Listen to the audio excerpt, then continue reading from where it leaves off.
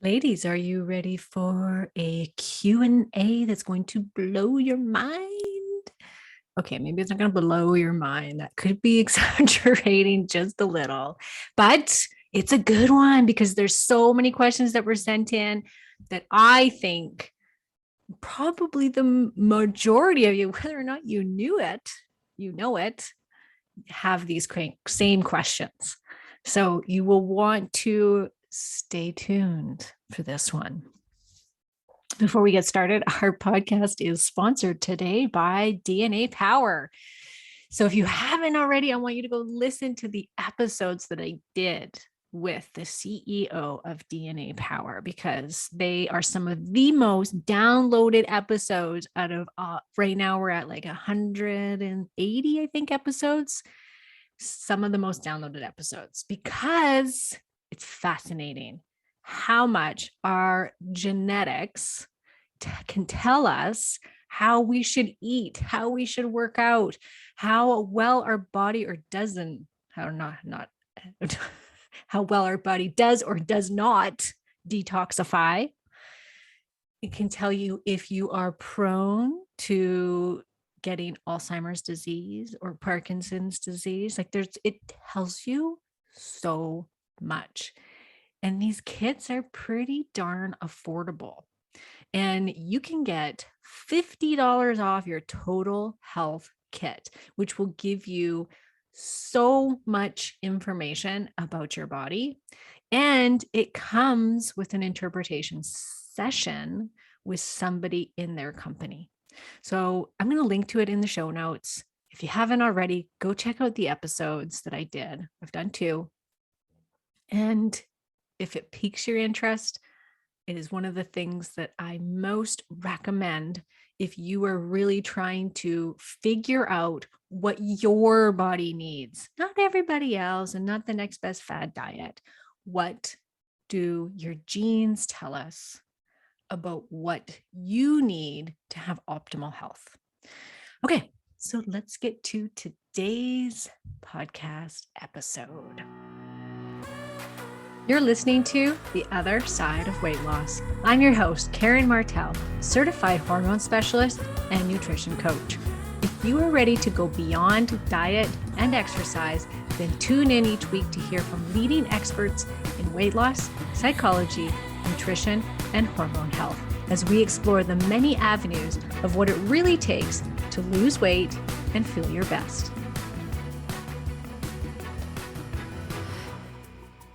Our first question comes from Pam, a 41-year-old female. I have menopausal levels of progesterone, but normal estrogen levels. Just started taking bioidentical progesterone. I haven't noticed much difference in quality of life yet. How long does it normally take to notice some positive changes?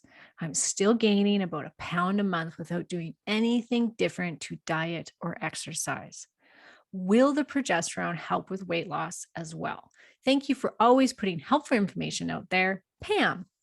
Well, Pam, so without, I don't know too much information here. So I would love to know, how do you know that you have normal estrogen levels and menopausal levels of progesterone? I mean, I don't doubt that because we tend to lose our progesterone very quickly in our 40s, sometimes even in our late 30s. So it's very typical to have normal estrogen levels or, somewhat normal level of estrogen and then low progesterone. But you're gaining weight, and this can be because you have lost your progesterone. Because progesterone is metabolic, which means it can raise your metabolism. So suddenly when we don't have it anymore, your metabolism can stay on the lower side, and it can affect things like cortisol and thyroid function. So those are 2 things that I want you to look into. And I want you to also consider actually doing a saliva hormone test or a urine hormone test, because if you are basing this off of blood work, you might not have a lot of estrogen. You might actually be on the lower side. The range in serum in blood work is massive. It goes from like, you have normal levels if you have anywhere between 50 to 2000 or something ridiculous like that. I can't remember the exact numbers, but it is large and wide. And it's only going to be testing bound hormone levels. So what you could see, for instance, myself, I'll use myself as an example. I did both saliva as well as blood work at the same time on the same day. My saliva showed that I had, and this was probably around the same age as you, around 42, I think. The saliva shows free hormone levels, which is what my body can utilize. And I had very low levels of estrogen. And then when I tested my blood, it showed I had extremely healthy levels of estrogen. It was right in the range, in their big wide range, but it wasn't on the low side. It was decent amounts of estrogen. So, and I was having a regular period and all of this jazz, but I was gaining weight like you were, like a pound a month. Like it was coming on pretty quick. I was also having a ton of other symptoms of estrogen deficiency. So I based that all on my symptoms. I said, okay, I can't, which one is right here? Serum, saliva. I know that what was available for my body to use was low.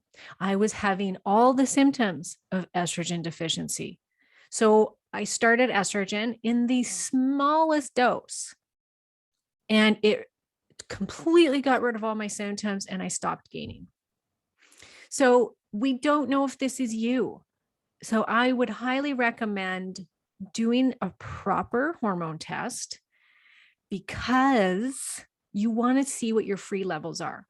What you also want to do is check your follicular stimulating hormone. And if it's above 10, you want to test it on day 3 through your doctor, through serum, not through saliva when it comes to FSH.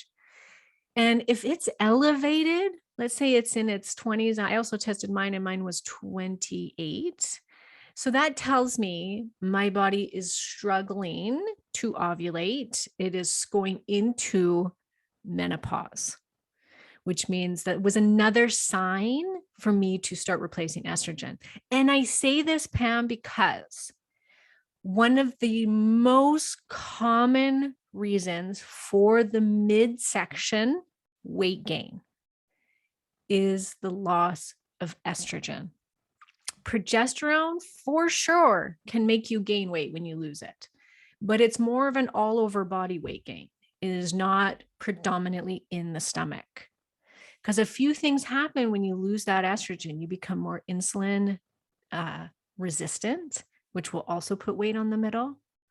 You become cortisol dominant, which will also put weight in the middle, and your body will put weight on your belly. It tends to just go in the belly when it needs some estrogen. So as soon as you start losing that estrogen, the body's response is to gain weight in the gut.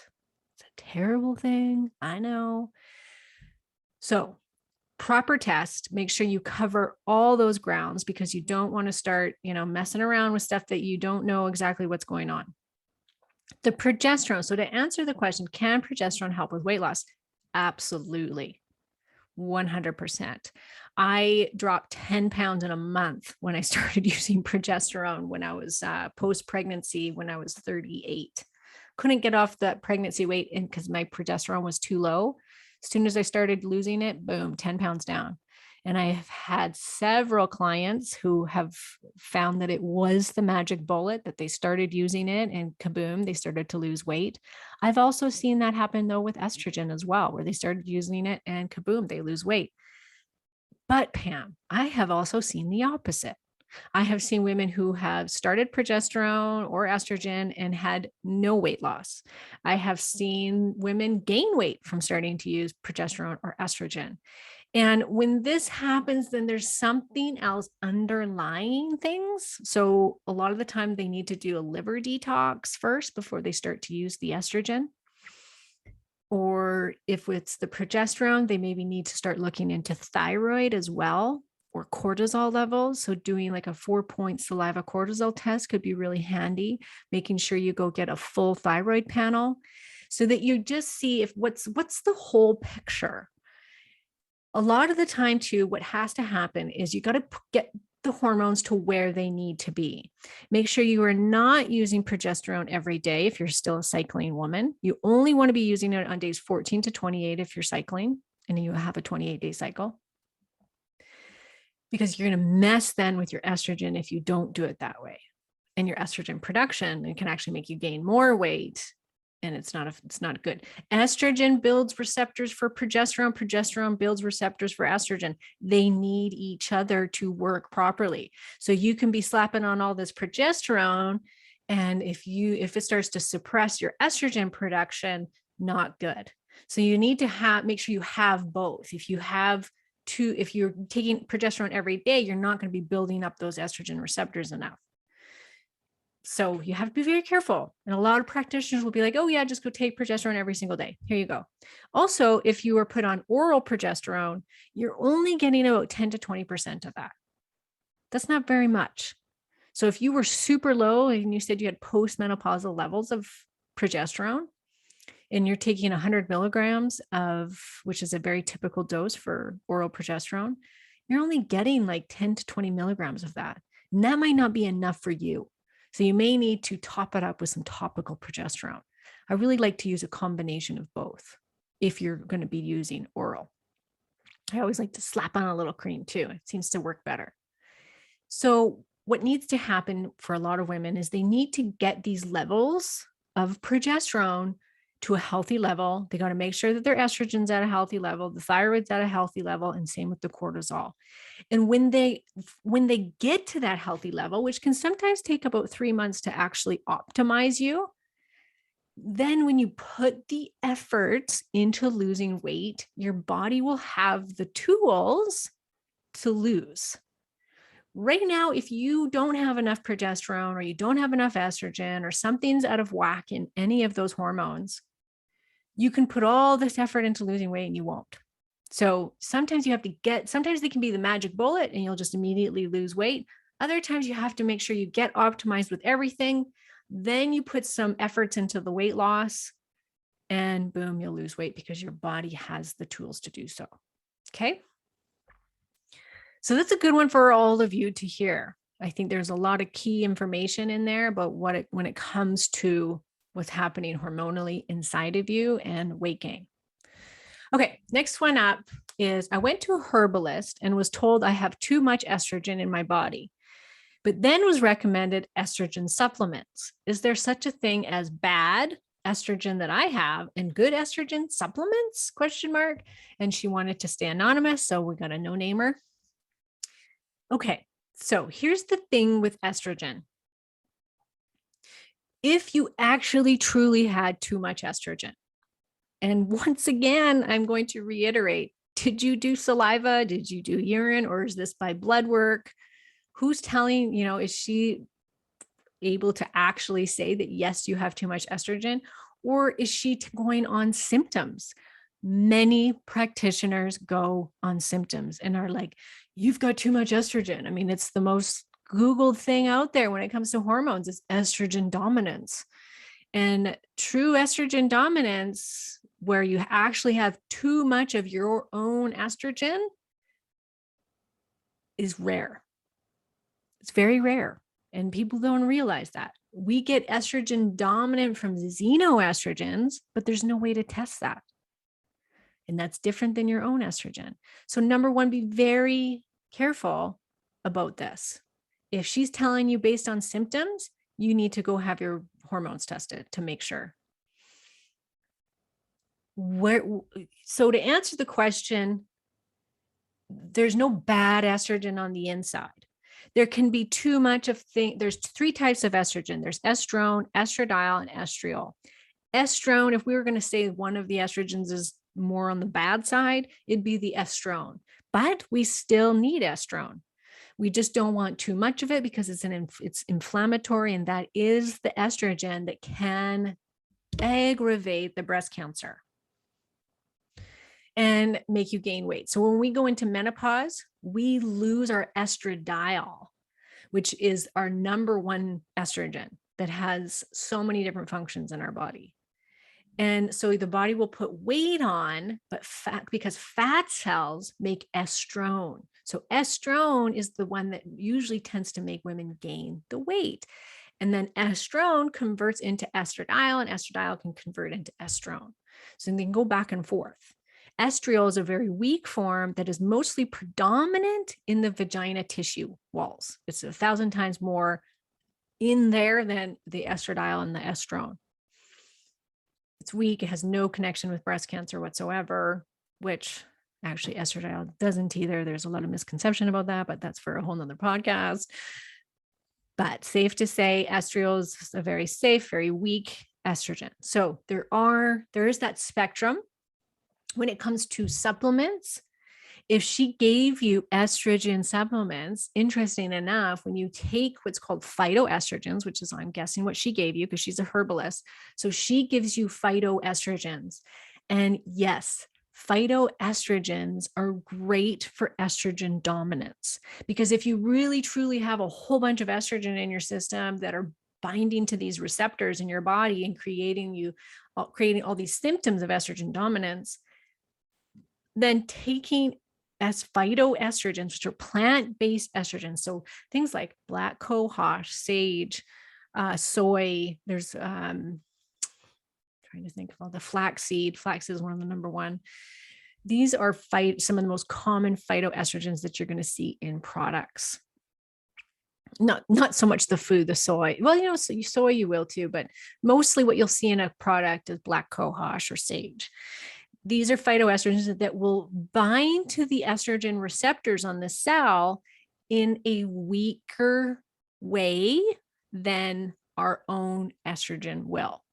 So it's like it can create, so it can make it so that your own estradiol can't bind to all these receptors, and you're going to get a weaker estrogen on the receptor. So it'll help with the symptoms.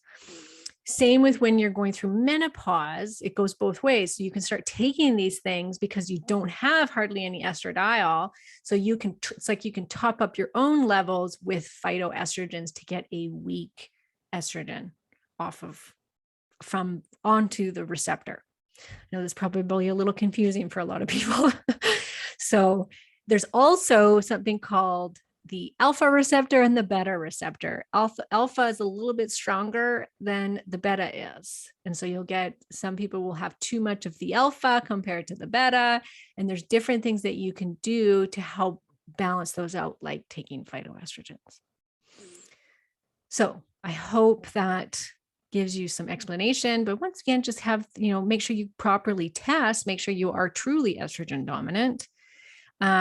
And make sure that you're also taking stuff for the liver, because that's where the liver and the gut are two of the most important systems in this body when it comes to estrogen dominance. You really want to make sure you have proper gut function, that you're pooping every day, that you got good bacteria in there to break down that estrogen, or it can recirculate and cause that estrogen dominance. And then, of course, taking some bioidentical progesterone is one of the best things to help, balance that estrogen dominance out, because that's normally what happens when we talk about estrogen dominance, is we're just have not too much estrogen, just too much in comparison to our progesterone. So all you have to do, bump up your progesterone levels, whether you do that herbally or you take progesterone cream or oral bioidentical, and then boom, those symptoms go down.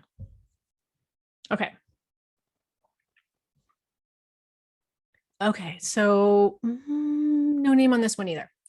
Hi, Karen. I'm 57 years old, post-surgical menopause at age 36. I had saliva cortisol levels done, and I'm low in the AM and high the other 3 times a day during the testing. So just so you guys understand, when you take a saliva cortisol test, they will test it 4 times throughout the day. And we're supposed to have different levels depending on what time of day it is, right? Highest in the morning, and then it tapers down throughout the day, so that come nighttime, it should be at its lowest, so you can go to sleep, melatonin kicks on.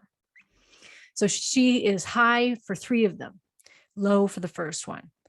I have Hashimoto's that seems well controlled and rheumatoid arthritis, really struggling with weight loss resistance.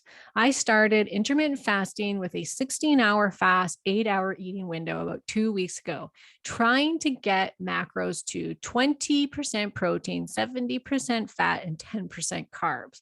I'm not quite there yet. Today was 22% protein, 49 fat, 29 carbs, a work in progress. I'm concerned that the stress of this could make my cortisol worse or throw off my thyroid balance. I'd really appreciate your thoughts. I'm not sure if it would be better to do the DNA testing or repeat hormone testing done a year ago and was estrogen dominant, or just try the intermittent fasting a while and see. Down 2 pounds so far. Thank you for all you do. Okay, there's a lot to unpack in this one. Okay, so because you are 57, you need to make sure that you are addressing all of your hormones, because you say that you are in menopause, right? Which at 57, of course you are. And once again, are you truly estrogen dominant, or are you just estrogen dominant in comparison to the progesterone? Because most women at 57 don't have much estrogen. So if you are on the lower side, your FSH is elevated, and your progesterone is low, you need to be replacing the progesterone and the estrogen for the weight loss, as well as all the other benefits that comes with it. So first, I want you to address that. Are you truly estrogen dominant, or do you just have a little bit of estrogen in comparison to the progesterone, and you need to be replacing both? Very, very important. Because once again, you can get, when you get those levels of hormones up, then the rest follows as far as the weight loss goes. Your fasting windows, awesome. 16 and 8, perfect, right? I don't think will harm the thyroid. I think that will help, and it'll help lower inflammation. It helps with gut. It helps with, insulin resistance. It can help with weight loss. Awesome. My guess is the 2-pound weight loss, though, is only water, unfortunately. And I'll tell you why here, because I don't think you're going to lose much weight, because with your profile, doing 20% protein, 70 fat, 10 carbs is the worst macros that you can be doing. And I'll tell you why, because what you said, I think it's very true that yes, that is too stressful. Our thyroid really does like carbohydrates. Our adrenal system likes carbohydrates. So if you are already really high in your cortisol and you're tanked in the morning, not good. And you are super low carb, high fat, low protein, nope. You want to be, I would say, probably more like go 30% protein, lower the fat, and at least, 20% carbs, somewhere in there, but play around with it. I like to do the numbers more so. So carb count for a Hashimoto's patient should be between 50 and 100 ideally. And it's not to say you can't dip below that on some days and you can't go over it on some days, but you want to stay in, that's like the weight loss range for a Hashimoto's patient. If you're insulin resistant with Hashimoto's, then we can talk about that on a separate thing, because then you can have some days of the lower carbs and then other days where it goes up. So you can cycle if you really want, but take your body temperature, see what it's doing, and that will tell you if you are actually optimized on thyroid medication or not. Do an autoimmune paleo protocol, which is actually quite a bit higher in carbohydrates than what you're doing. Focus on more protein. That's really key. Focus on more protein. That is going to do like the whole protein leverage thing. I don't know if you've heard much about that, but the protein leverage is you eat more protein, you eat less calories. naturally without starvation, which is not then a stress to the adrenal system. So protein up 30-40% protein, moderate amounts of fat, moderate amounts of carbohydrates, so that you're not going to gain weight. Get the thyroid balance. Make sure you've got proper amounts of T4, T3, no very low reverse T3. You want to see your free T3 up in the upper third of that reference range. So if that's where you are, your metabolism's good, then good, you're optimized on thyroid. If you're not, you need to be in order to lose the weight. So change that around. I wouldn't bother with hormone testing at this point. If anything, you just really go by symptoms. If you're going to start to replace the hormones, go by symptoms. You can test, once every 6 months or so, and you can actually even do blood work at this point because you're menopausal, and see what your estrogen and progesterone, testosterone are doing through blood work to save some money. And make sure that your estrogen through blood work is at least over 50. Ideally, you want over 100 pgml for estrogen. Progesterone won't show up actually in blood work, so don't even bother doing it. Testosterone will. And then you want to make sure you've got enough progesterone in there, because that will also help.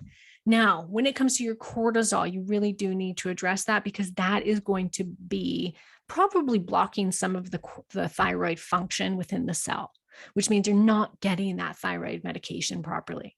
So what I want you to do is check out the episode I did with Paul Robinson. You can just Google it, Karen Martell, Paul Robinson, and it will come up. And he developed a system called the circadian T3 method. And I want you to do that. Whether you're on T3 or a combination of T3 and T4, you can still do it. That will help to raise your first morning cortisol very quickly. Both cortisol and thyroid, they have a relationship with each other. It comes on, thyroid is supposed to come on in the early morning hours, which kicks on cortisol and helps that first morning cortisol to come up.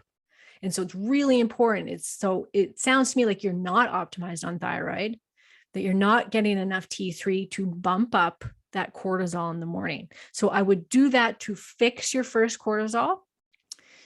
And then for the second one, your noon one, leave it alone. And then for the last two, I would be taking phosphatidylserine and holy basil, which will help to lower those last two cortisol readings. And that's what you want to be doing. Okay, so that's a lot for you to work with. I hope that can help some of you that are also having, struggling with weight loss resistance, that have Hashimoto's.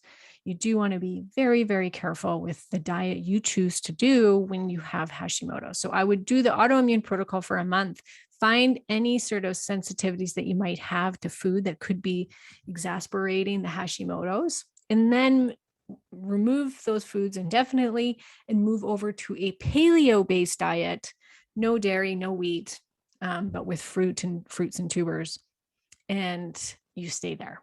Okay, that's by far the best diet. Okay, so this one,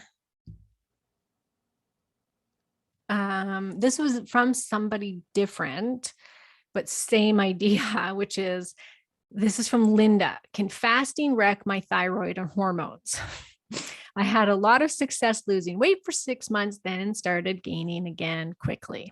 So very, very common, Linda. I get this every single day. So when you first start fasting, you can optimize hormones. You can optimize thyroid because you're getting rid of a lot of inflammatory foods. You're correcting insulin resistance, but people tend to then take it too far because they see results and then they're like, oh my gosh, more must be better.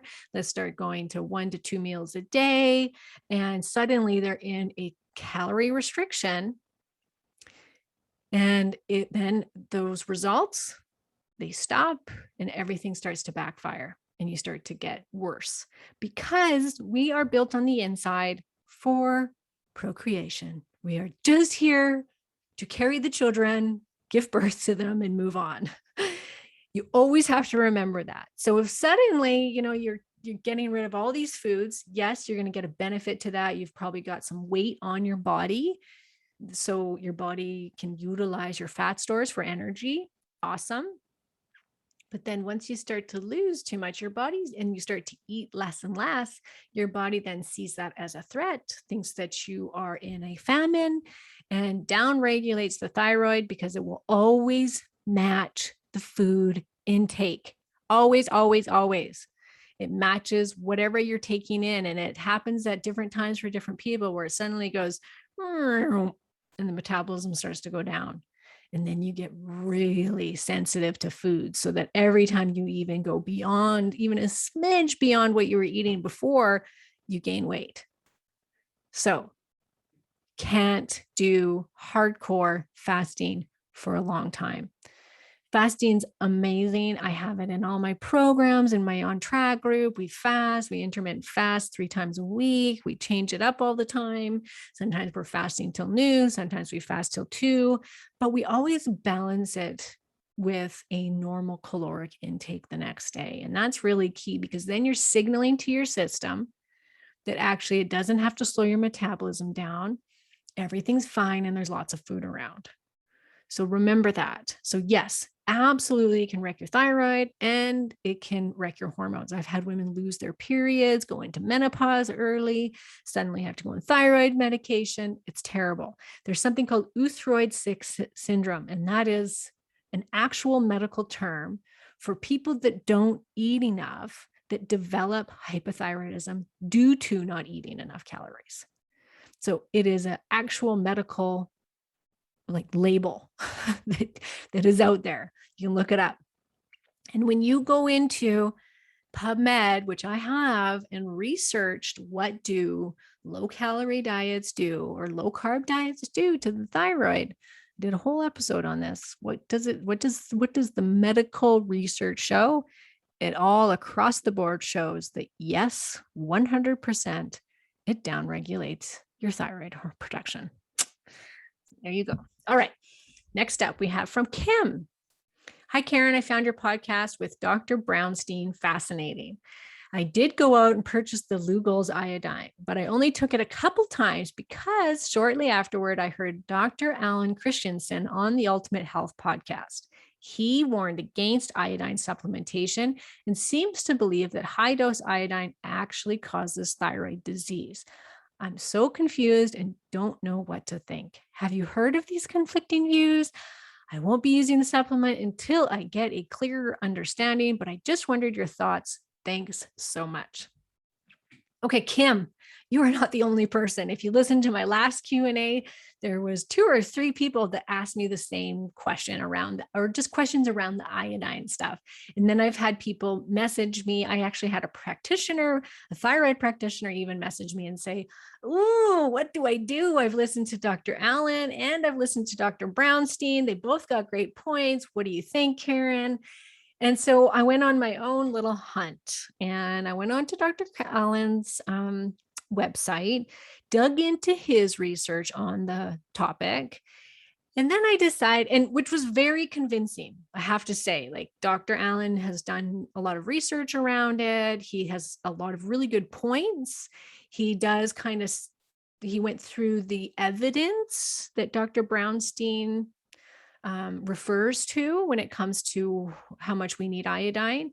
And he did kind of tear it apart a little bit and say, no, I don't know how true this is, and here's why. And so I encourage you to, if you haven't already and you're wondering about this, go onto his site, see what he has to say. But here's the thing. I do side with Dr. Brownstein a little bit, because he has solely worked with this for a very long time. So here's what I decided to do, because I was getting asked this so much. I reached out to Dr. Brownstein and I said, hey, I've been getting a lot of people asking me about the safety of high dose iodine because of what Dr. Alan Christensen says. I said, could you please respond? And within minutes, you can tell he's probably got this so much. Within minutes, he writes back, I have used iodine successfully in my practice for over 20 years. I have not seen a rise in thyroid diagnosis. What I have seen is a treatment that helps Hashimoto's, Graves' disease, and hypothyroid suffering patients. Far too many doctors suffer from medical idiophobia. My book makes it clear that iodine deficiency is what is causing the epidemic of thyroid disorders, as well as other glandular disorders. This includes the epidemic rise of cancer of the glandular tissues, including cancer of the breast, prostate, pancreas, thyroid, and ovaries. I think he has way more experience with clinical experience with this than Dr. Christensen does. And I don't doubt, on the flip side, I don't doubt that people don't need iodine. Some people don't need iodine and can cause harm to their systems when they do use it in those high doses, 100%. So what to do? I say test your iodine levels. Don't go willy-nilly in it and just start throwing in some iodine in high doses, because I think it could cause problems. Test your iodine. You can do the challenge test. ZRT has a test. There's different, I'll link to the one test, the challenge test, in the show notes. And it's cheap. I think it's $100 to have it done, and well worth it. As soon as I talked to Dr. Brownstein, I went and had mine tested, and I came back with very healthy levels of iodine. So Dr. Christensen's wrong on that one, because he says, oh, everybody's going to show that they're deficient in it. And I disagree. I've known now a number of people now who have had it tested and had fine levels. And I also know a number of people that tested it and had very deficient levels. And when I talked to my naturopathic doctor about it, she said that when she knows she's deficient, because she said, I take iodine and I feel amazing. So that's the other thing. If you start taking it because you don't want to test for it, because you don't have the money to test for it, and you want to try it out in a smaller dose, like 10 milligrams. And if you feel better, great, then stay on it. If you start to feel worse, then that's your sign to get off it. Listen to your body. All right. This one comes from Yo-Yo. That's her nickname. Hi, Karen. I'm 59. What supplements are a must for my age? Okay. So that is a huge topic, Yo-Yo. Yo-Yo, it's a huge topic. I am a big believer in there is no one perfect supplement for a woman in her perimenopausal, menopausal years. Why? Because we are all unique. And yes, there are many amazing supplements to take for when you are in menopause, but then you may end up taking too much. And we see that often. I'm very prone to buying way too many supplements myself. I have, like, if you come into my house, you might as well be in like Whole Foods in the supplement section, because that's how many supplements I have in my cupboards. Maybe not that many, but we need to take what is most important for us at this time. And when I work with women, what I do is I tell them, like, look, you could use like freaking 20 different supplements with what you're presenting me here with all your problems, but you won't be compliant. So we are going to take everything step by step, and you start at the base of what's most prevalent as far as symptoms and issues go. And you start there with those supplements. So I always have my women do lab work in my group as well as my private practice. Get some blood work done. What does that show you? What's your potassium, your sodium, what's your vitamin D, your B12, like these really important markers, right? You can also do Let's Get Checked. That's what I did. I went through Let's Get Checked, which we'll say is also going to be a sponsor today, since I'm talking about it. They can sponsor. I always have to say that if I ever mention these companies. So will say Let's Get Checked is also sponsoring today's podcast. And I did their test I tested my omega-3 to omega-6 ratio. I tested my zinc, my B12, my vitamin D.